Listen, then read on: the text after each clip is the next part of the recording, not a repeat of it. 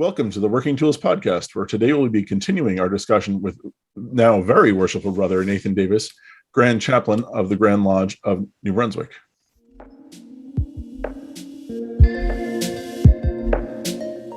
Ladies and gentlemen, brethren all, welcome to the Working Tools Podcast, a casual conversation around Freemasonry. First, it's important to note that our thoughts and opinions are our own and do not reflect those of our Grand Lodge or respective craft or concordant bodies. Please connect with us and ask questions via our website at theworkingtoolspodcast.com.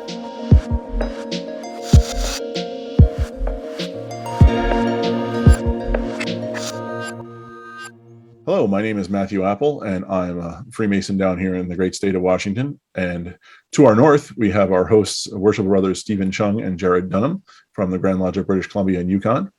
And to my south, at least, we have a very worshipful brother David Colbeth, who's also a Mason here in Washington.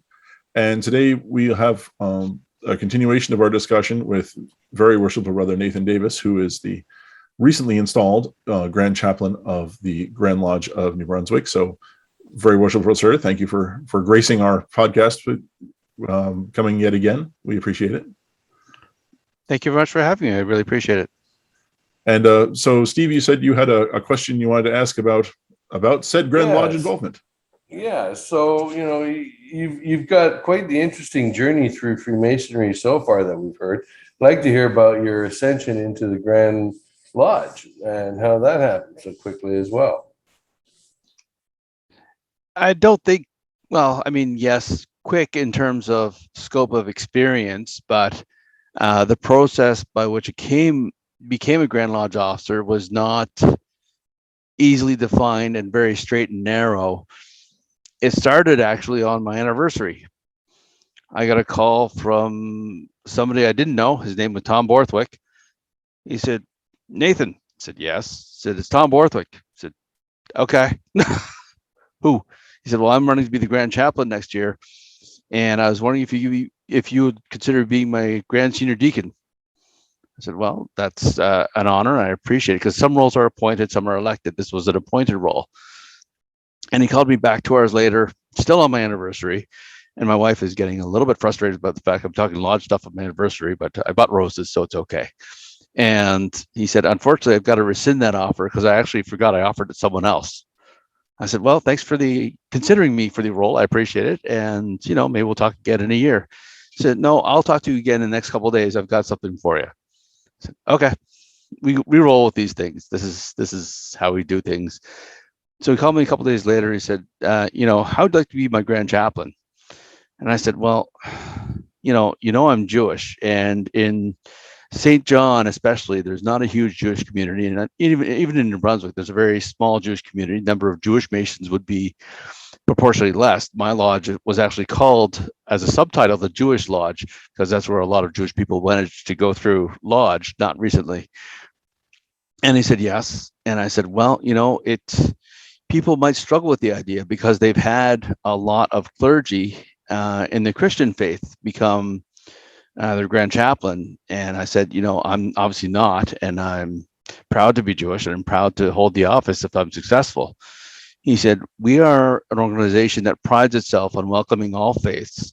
Let's put that to the test." And I said, "Okay, well, we'll do that." I didn't know this at the time, and I found out by accident that the role of Grand Chaplain in New Brunswick, according to our Constitution, is an electable role. In the history of the Grand Lodge of New Brunswick, there's never been a contest for it. Usually one person gets asked by each Grand Master if there's more than one running, and that person is successful, and that's sort of the end. But in this case, this year, for whatever reason, 2 people expressed interest in the role of becoming the Grand Chaplain of the Grand Lodge of New Brunswick. And I found that out about 2 days before the paperwork was actually due. So I had to scramble around, get the signatures, and get all the stuff in on time. And then COVID being what it was, some lodges were open, some were closed, some would close the day of when I was going to go do a visit, and not to politic or ask for votes, but just to be seen. "Hi, my name's Nathan, and if you ask, I am running to be the Grand Chaplain of Grand Lodge of New Brunswick, and here's some ideas that I would like to pursue." And I did that for a couple of months, and the election was held, and I was the successful candidate in running for the role. And so I lay claim to being the first Jewish Grand Chaplain of the Grand Lodge of New Brunswick after 157 years. Our lodge predates Grand Lodge by about 50 of those years. So we're under the jurisdiction of the Grand Lodge of Nova Scotia, which I'm wondering if I can lay claim to be first Jewish Grand Chaplain of Nova Scotia too. That's a conversation for a different podcast. 50 years before the Grand Lodge was formed? Yeah, our lodge was, our charter says May 4th, 1802, and the Grand Lodge of New Brunswick was formed in 1867. Wow. And we're now in almost 2022. That's awesome. I know there was it just four lodges, or was there more than four lodges? That I think it was like almost 8 or something, wasn't there? In the first, I don't know. There were 4 lodges that formed the Grand Lodge of Washington. Yeah, if that's what you're asking. Was it just 4? But it wasn't like 50 years. It was only a few years. It wasn't 50 years. That's amazing. That's incredible. So just out of curiosity, how many in New Brunswick there? How many elected Grand Lodge offices are there? Is it just the Grand Master? Or? Oh no. So in the Grand Lodge of New Brunswick, according to our Constitution, and I've had the experience of becoming intimately acquainted with our Constitution over the last 2 years, something every master should do to put themselves to sleep. You don't need sleep pills. You just start reading Constitution. That'll put you to sleep. But according to the Constitution, the Grand Master, Deputy Grand Master, Senior, Junior Grand Wardens, right now, Grand Chaplains, one of the things I actually want to change in my office is making sure it gets to be an appointed role, because I have this vision of the Grand Chaplaincy being above politics, and you shouldn't be muddied through politics in a moral high ground position like the Grand Chaplain.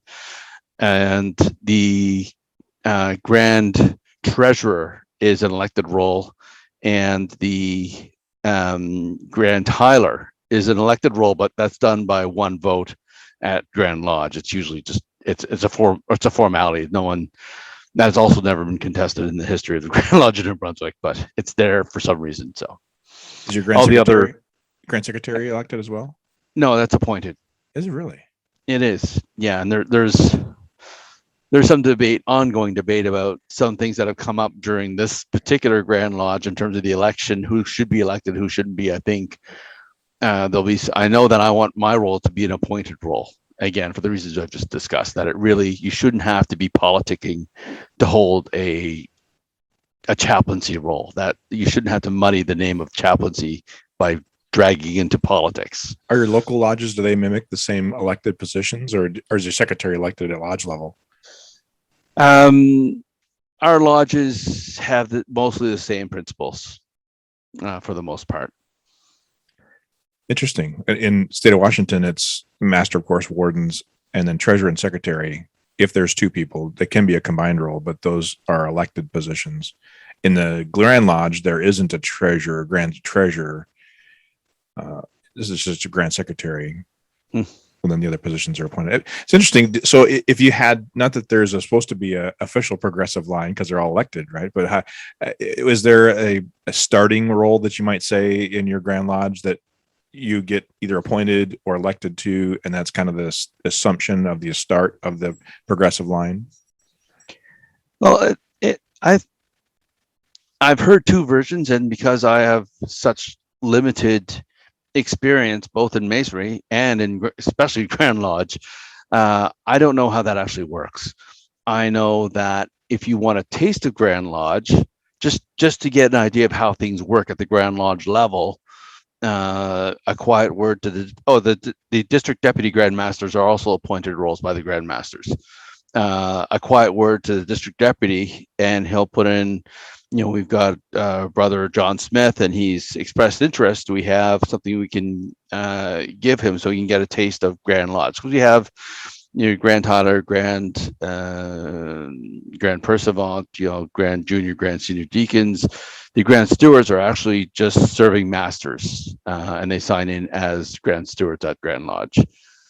If you want a taste of what being a Grand Lodge officer is like, you probably want to start with the appointed roles first. There's nothing saying you can't, but I would think that people would not look fondly on the idea that you're running for junior Grand Warden when you haven't done any other Grand Lodge offices. That would be, I would have a problem. I wouldn't do it myself, but I would be really cautious about someone who made that jump in at that level right away.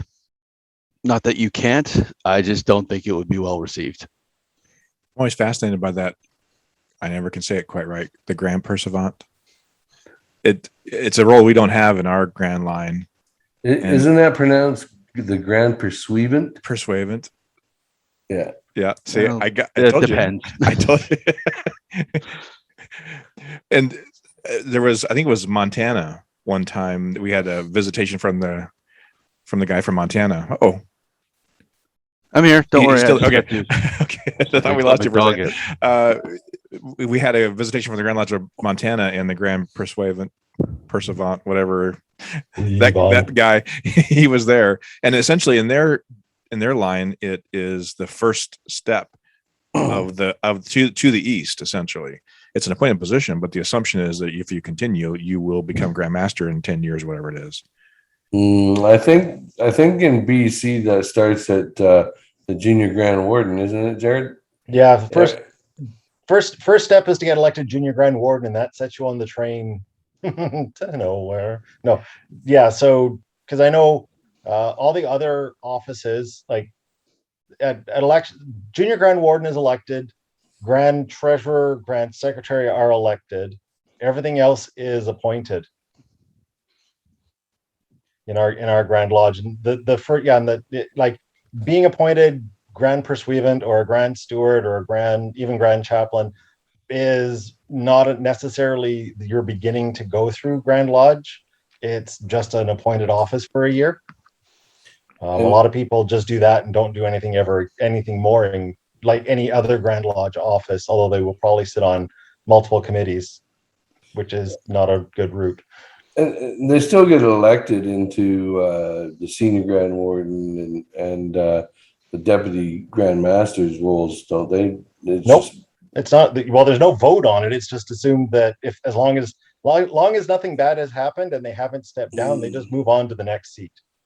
Oh, there's no official election. There's no. The only at Grand. This might be I don't know if it's getting too nitpicky, but at Grand Lodge here in British Columbia, we vote for the junior Grand Warden, Grand Junior Warden. I always get those mixed up. Junior Grand Warden, Grand Junior Warden, Junior Grand Warden. Sorry, because he's a Grand Warden and he's the junior one. So yeah, we vote for Junior Grand Warden, and then next year we'll vote for the next Junior Grand Warden, and everyone will move up a chair. Right. Yeah. Oh, okay. I mean, the theory is the progression at the senior level. Now and this shows that you always learn new things, because I thought in my head that the progression was District Deputy Grand Master, Junior Grand Warden, Senior Grand Warden, Deputy Grand Master, and Grand Master. It was pointed out to me very recently that in order to move up into the Junior Grand Warden, you don't necessarily have to be a past District Deputy Grand Master. It probably doesn't hurt, but it's not a requirement to ascend to those offices. In terms of prerequisites, I just thought it was a prerequisite you served in the previous role before moving up to the next role. But as a matter of fact, as I learned through reading our page-turning constitution for the 10th time this year, it's not actually so. Any Master Mason can apply for any Grand Lodge office, elected or appointed, without having served as the other offices first. Now, the odds of him being successful in that endeavor are a whole different question, but in theory, any Master Mason, you have to have been a past master or serving master. But after that, there's no requirement to do any of the other offices. If you want to jump right in and run for the senior Grand Warden, you can do so. And I thought that was a little. It's there, I guess. I don't mind to say whether it's good or bad. I just thought it was. Yeah. I thought it was a natural line of progression, but it's not necessarily. As I said, some people go straight up the line and they don't take this wavy path. Others, like me, will just do our own little dance and figure out the map as we go along. Yeah, you'd be in British Columbia here, you'd be hard pressed to find a junior Grand Warden or a candidate for junior Grand Warden who hasn't served as District Deputy Grand Master. It's not a requisite, but if you go through like our past proceedings, almost every single candidate for junior Grand Warden has been a past District Deputy Grand Master. I would say that's the same here for this Washington. I don't know if you'd, Matt's nodding his head. In some respects, there was a theory that you had to have been the Grand Lecturer too. That was a kind of a automatic. You'd be District Deputy at some point, and then the Grand Lecturer was the guy that everybody wanted to see voted in. In theory, they would be appointed as the Grand Lecturer, and then they would be the prize child. But that has not necessarily seemed to be the exact sequence the last several years, at least since I've been a Mason. Has happened in some cases, but not in every case for sure. But interesting. You guys have an office called the Grand Lecturer? Like an official job if somebody has to go around and give nothing but lectures? Actually, it's even better than that. We have the Grand Lecturer is more or less is the person in charge of the work. So he's the keeper of the ritual and runs the ritual competition and tries to get everybody on the same page with the ritual and everything. We also have a Grand Orator whose job it is to show up at things and give inspiring speeches and say, you know, gosh, this cornerstone laying is really grand and we really love cornerstones and wow, we should do this again sometime. You guys have ritual competitions? We do indeed.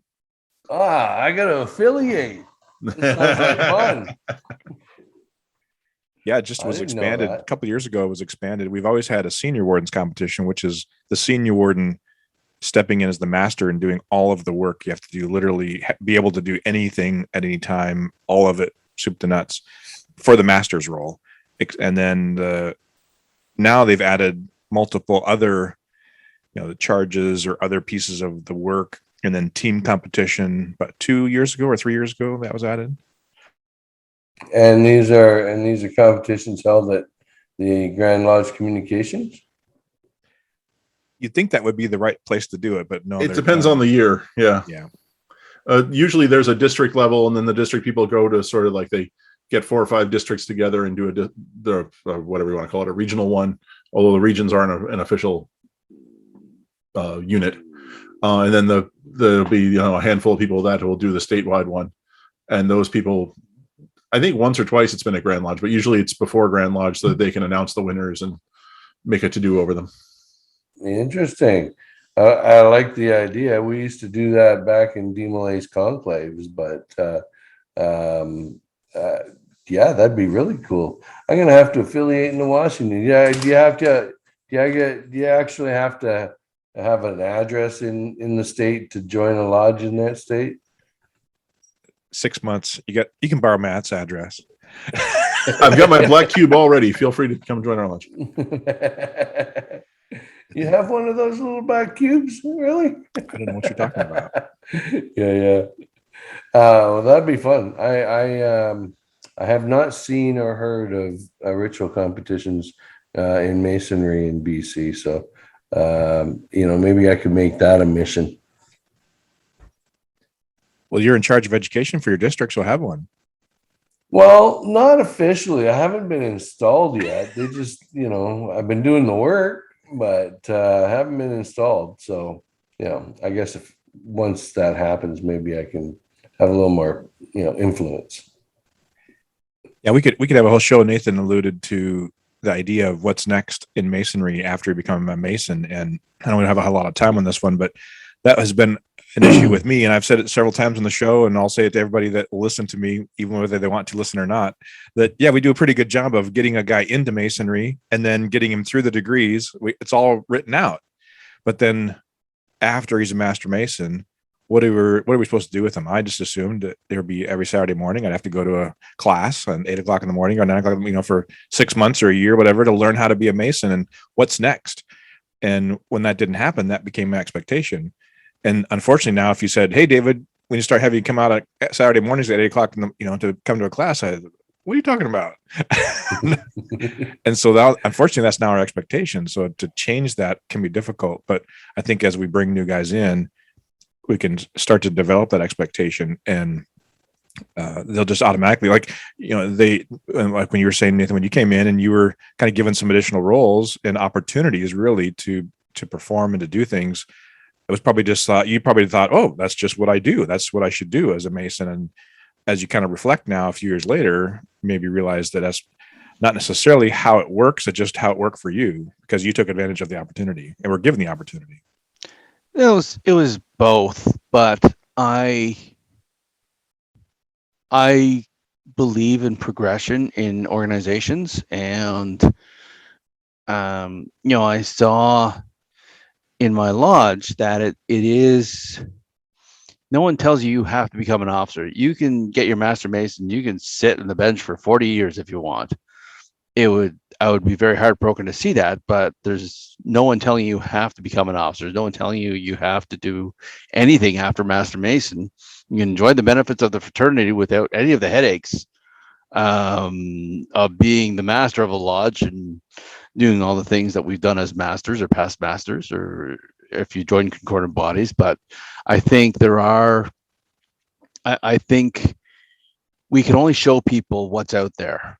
We can only show brothers what happens after Master Masons, and it's up to them to figure out if they want to do it.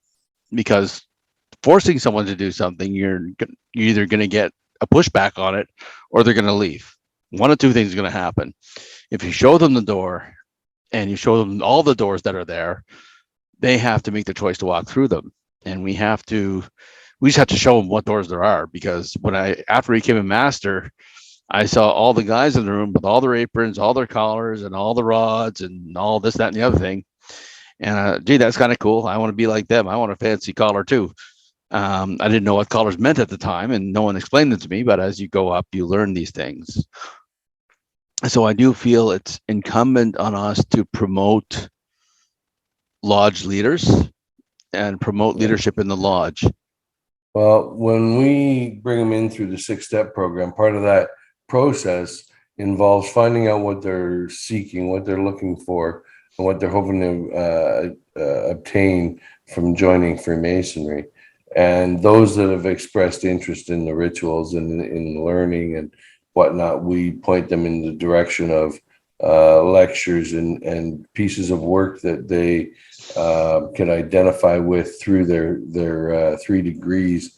And those who seek out the knowledge, we point them in the direction of the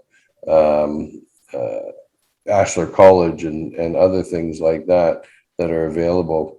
And then our mentor program, each of the guys in there works on one aspect or another, and so they'll get paired up with the guy who is best suited for them, and then they'll help them over the next year or two find their way through and navigate through not only our lodge but our district, right? Yeah, sorry, go ahead, Nathan. No, I just and the other thing is there are Masons, there are brothers that show leadership, that show that they're in it for the right reasons. Unfortunately, it does happen on occasion that some people get into leadership roles that are not really able to be the leaders that sometimes we need them to be. And I look back over the last 2 years in COVID, right? Anybody can be a leader during great times. It can be hard, but it's not as hard as being a leader during hard times. And when you have hard times, those are the people that, if they show lodge leadership abilities, they should be encouraged to look at senior lodge offices, because that's where, I can't speak for your jurisdictions, but in New Brunswick, in order to vote, you either have to be a sitting junior or senior Grand Warden Master or past Master or any past Grand Lodge officer or sitting Grand Lodge officer. And I think, when the secretary reads the minutes in a lodge and said, by the way, this is going to be discussed at Grand Lodge, if you have people who express strong opinions about whatever it is that's going to be discussed, those are the people you tag and you say, hey, I notice you're really interested in this stuff. Maybe we should have a conversation about how you get to be part of the process. Because those are the people that they don't tell you directly they're interested in Grand Lodge offices or officers, or even being, if they're not yet junior Grand Wardens or junior wardens in the lodge, or senior wardens in the lodge.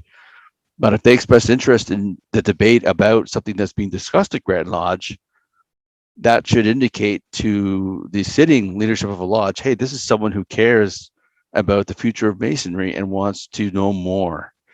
Those are the people we can say, you know what, here's some ideas of where you go after you finish your stuff as Master of the Lodge, or once you get to Master of the Lodge, here's some other opportunities. Will they all go there? No. Again, it's about showing them the doors. It's up to them to walk through them. If they say, well, I don't want to get really neck deep into all the stuff in Grand Lodge, but I want to know what it's about, take one of the offices where you just get to sit and watch everything and learn a little bit that way. And then after your term of office is over in that respect, then you'll be more informed about whether or not you want to continue in Grand Lodge or maybe step back. So, for example, in my particular situation, after my term of service is done as the Grand Chaplain, I fully intend on pursuing other offices in Grand Lodge. I think there's opportunities for growth and opportunities to help lodges and help them understand a little more that in order to be a Grand Lodge officer, you don't have to be old. You don't have to have white hair or no hair. You can be Grand Lodge officer without these things. It's more helpful if you have good ideas than the hair component and the age component. And so we're going to, my job after I'm done Grand Chaplaincy is to visit as many lodges as I can, talk to the lodge officers, say, who do you have coming up? Who's shown some real initiative in your lodge? Who's gone beyond just being a seat in the chair? Because, we need good Grand Lodge officers to take up the craft at that level and take it into the next direction we need to go as Masons, whatever that direction turns out to be. And I think we all hope that those leaders show themselves and continue to progress in our craft and lead the lodges and the organization as a whole to where it needs to be, because we can always use people who have a vision and have the capability to carry out that vision. That's always important in any setting. But on that note, thank you again, Very Worshipful Brother Nathan, for coming out this evening. We appreciate you taking the time, especially I know we're all on the West Coast and you're further east than the East Coast. So we appreciate your spending some time with us and staying up, and thank you very much for coming out. Thank you for having me again. I really appreciate it. And for everyone else, on behalf of Worship Brother Stephen and Jarrod and Very Worship Brother David and myself, thank you all for listening to the Working Tools podcast. We look forward to seeing you again soon. Goodbye.